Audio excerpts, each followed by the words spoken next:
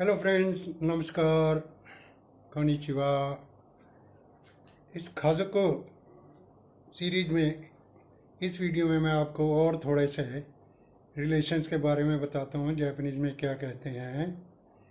जैसे in laws की बात आती है तो उसमें गिरी वर्ड यूज़ होता है। तो फादर इन लॉ को कहते हैं गिरीनो ओतोसा, गिरीनो ओतोसा। मदर इन लॉ गिरीनो ओकासा, गिरीनो ओकासा। सन इन लॉ गिरीनो मुस्को, गिरीनो मुस्को। डॉटर इन लॉ गिरीनो मुस्मे, गिरीनो मुस्मे।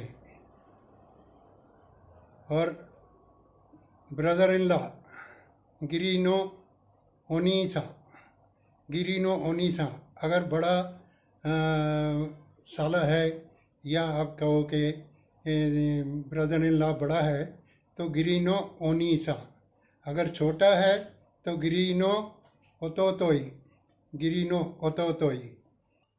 गिरीनो अनेसा, गिरीनो अनेसा। सिस्टर इन लॉ अगर छोटी है तो गिरीनो इमोतो, गिरीनो इमोतो। अब आप कहेंगे फ्रेंड्स को क्या बोलते हैं, तो फ्रेंड्स को कहते हैं तोमोदाची, फ्रेंड्स तोमोदाची। Okay, please practise it, like it, share it, and please subscribe it. Thank you.